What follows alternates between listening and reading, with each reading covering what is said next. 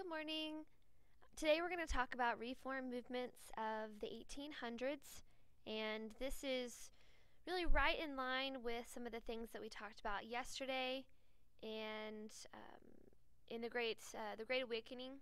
Many of the religious movements in the United States actually really spurred on and made some of these reform movements very, very powerful. So today we're going to start with talking about three different reform movements in the 1800s. Each one of these movements was started in response to a social injustice during the early to mid 1800s. The first one we're going to talk about is the abolition movement.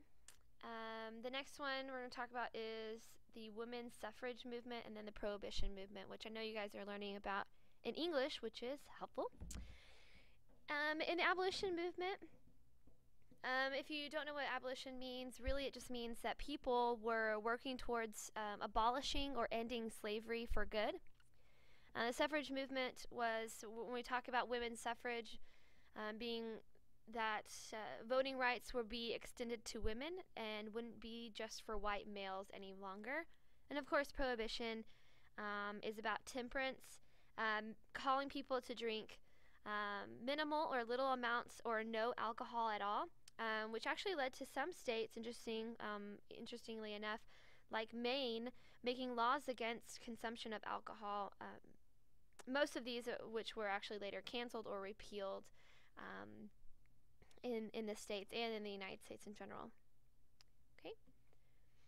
So again, we're going to start with the abolition movement.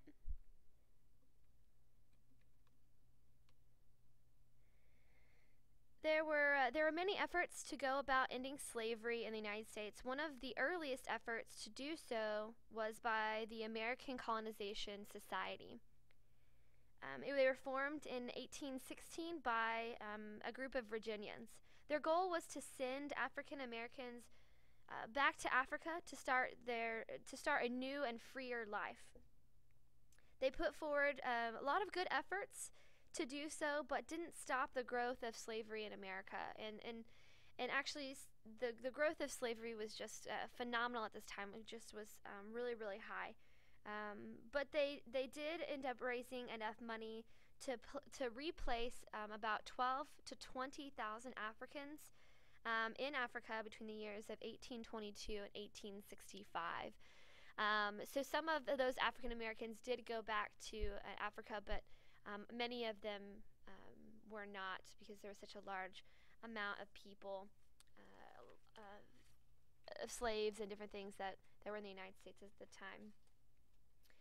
One of the greatest abolitionists, as far as individual reformers who spoke out against slavery, also had a really lasting, important impact on society, was William Lloyd Garrison. And in 1831, he started an anti-slavery newspaper. In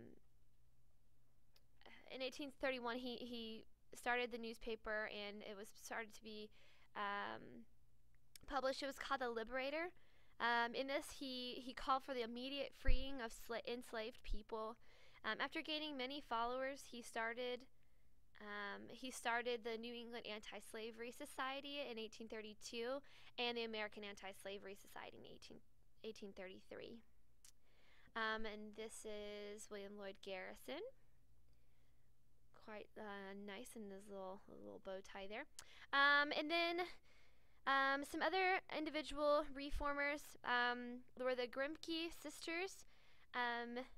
Sarah and Angelina Grimke were among the first women to speak out against slavery. They grew up on a wealthy slave plantation, then moved north. Even with to receive their inheritance, they asked for several of the enslaved workers from their family's plantation, which they immediately freed. So they felt very strongly about freedom for these enslaved Native Americans, African Americans. Okay. Angelina's husband, one of the Grimke sisters' husband, Theodore Weld, actually wrote a book called American Slavery as It Is in 1839. The book noted several firsthand accounts of the life of enslaved Americans, and it was extremely powerful. An extremely powerful publication to the cause of abolition.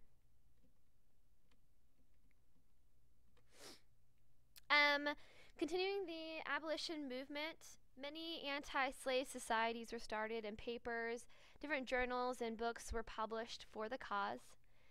Most widely known African American abolitionist was Frederick Douglass.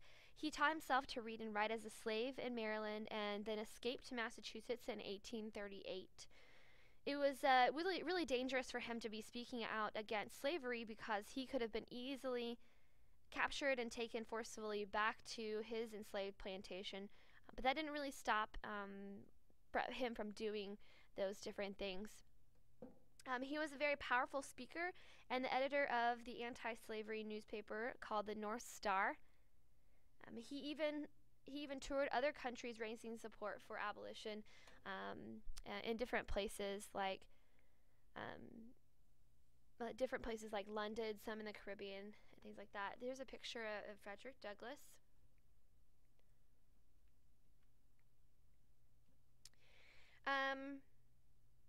Sojourner Truth, again, was also a great supporter of abolition. She was born a slave and escaped. When she did, she became officially free when New York banned slavery in 1827, when the free and slave states began to kind of argue about whether they would be supporting slavery as an entire state. She also worked with abolitionism and the women's rights movement. So she not only worked to end slavery, but also to extend the voting rights of people in the United States.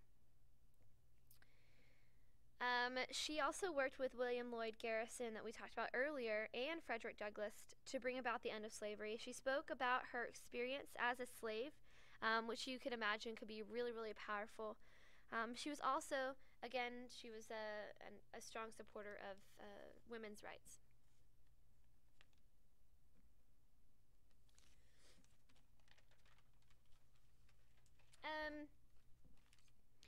Not only were people really openly speaking out against slavery, but others were actually actively pursuing freedom for African Americans at the time, which didn't matter what color of skin you were. At this time in the South, this was very risky, and if you were caught, then it was most likely going to be very bad for you as far as jail time or being injured or even killed for helping African Americans escape their enslavement.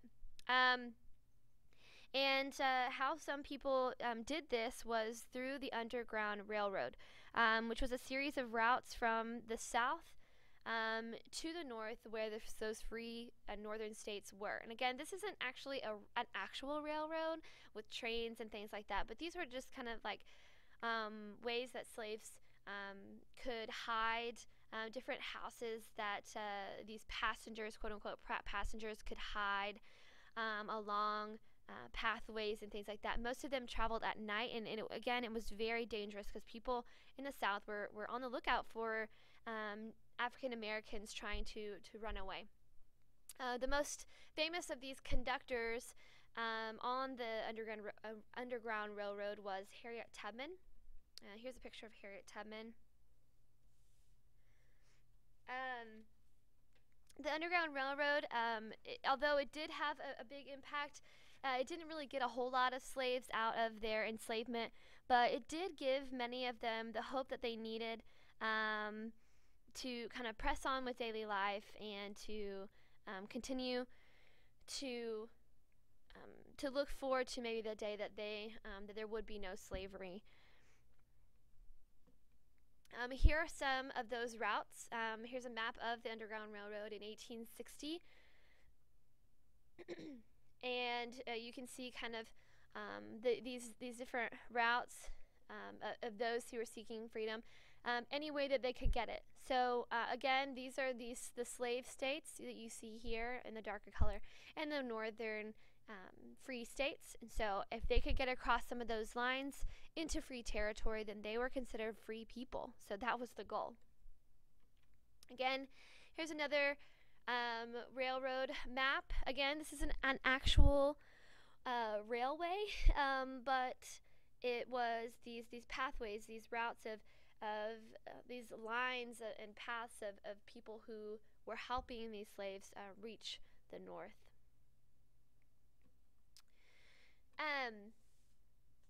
There were a number of similarities between the abolitionist movement and the women's suffrage movement. Some of these similarities included concern for equal rights, which makes sense, equal rights for people of color and of gender, desire for freedom overall for the United States. Both of these movements spread ideas through different rallies and people speaking about them. Many people lectured, again, speaking publicly about them, and also wrote many publications about both of these movements and support for them. And many of them actually shared the same people who were both for abolition and both for women's suffrage. So many of the people who were for one were for the other as well. Okay, moving on to the women's rights movement.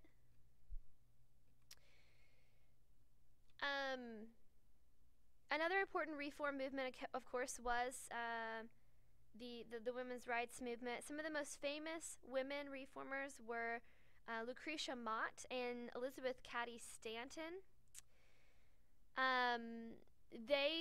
Both of them together, created the Seneca Falls Convention, which took place on July 19th and 20th of 1848.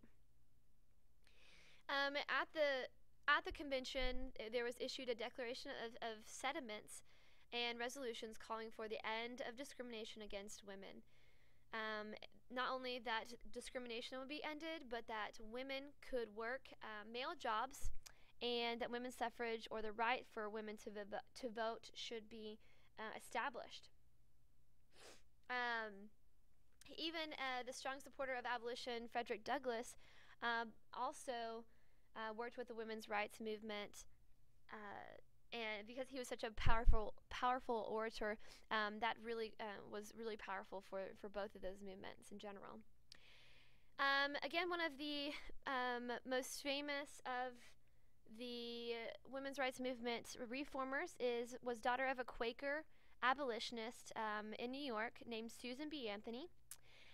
She worked for women's rights, temperance, which of course is the abolition of drinking alcohol, equal pay for women, college training for women, and coeducation. Again, at this time, it was actually very difficult to get into college if you were a woman. It wasn't something that was normal, but that the women should stay home and take care of children at a very young age, and didn't really support the families, at least monetarily, like the men did. She organized the country's first women's temperance association called the Daughters of Temperance.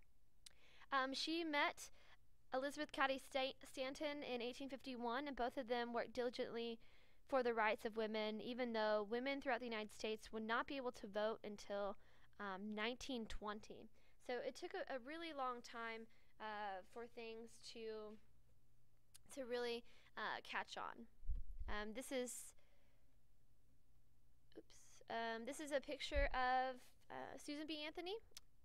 You may have some Susan B. Anthony coins, because that's one of the things she's famous for. This is your assignment. It is a grade, and so I'm going to need you to turn that into the tray. And that is the end of your lesson today. I hope you guys have a great day and a great weekend. Bye.